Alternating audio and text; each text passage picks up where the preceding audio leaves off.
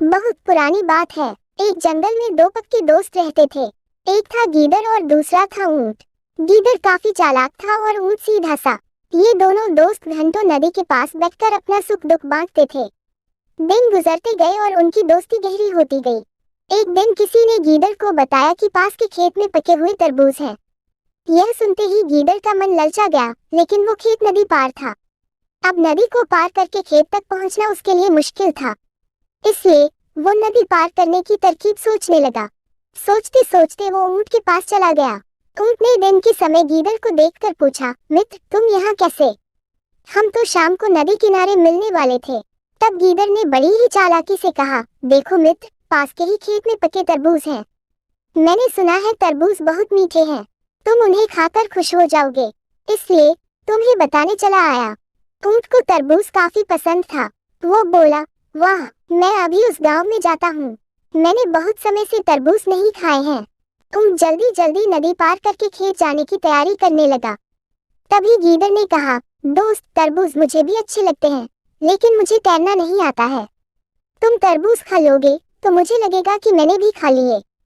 तभी ऊंट बोला, तुम चिंता मत करो, मैं तुम्हें अपनी पीठ पर बैठाकर नदी पार करवाऊंगा, फिर साथ में मिलकर तरबूज खाएंगे। ऊंट ने जैसा कहा था वैसा ही किया। खेत में पहुंचकर गीदड़ ने मन भरकर तरबूज खाए और खुश हो गया। खुशी के मारे वो जोर जोर से आवाजें निकालने लगा। तभी ऊंट ने कहा, तुम शोर मत मचाओ, लेकिन वो माना नहीं। गीदड़ की आवाज सुनकर किसान डंडे लेकर खेत के पास आ गए। गीदड़ चालाक था, इसलिए जल्दी से पेड़ों के पीछे छुप गया। ऊंट का शरीर बड़ा था, इसलिए वो छुप नहीं पाया। किसानों ने गुस्से के मारे उसे बहुत मारा। किसी तरह अपनी जान बचाते हुए ऊंट खेत के बाहर निकला। तभी पेड़ के पीछे छुपा गीदड़ बाहर आ गया।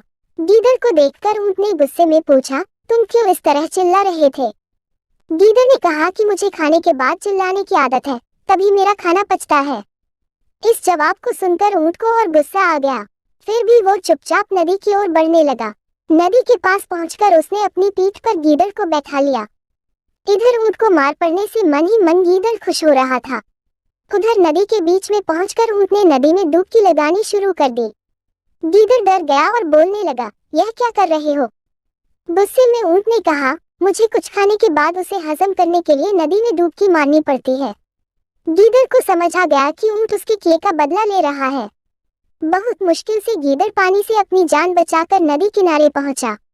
उस दिन के बाद से गीदड़ ने कभी भी ऊंट को परेशान करने की हिम्मत नहीं की। कहानी से सीख। ऊंट और गीदड़ की कहानी से यह सीख मिलती है कि चालाकी नहीं करनी चाहिए। अपनी करनी खुद पर भारी पड़ जाती है।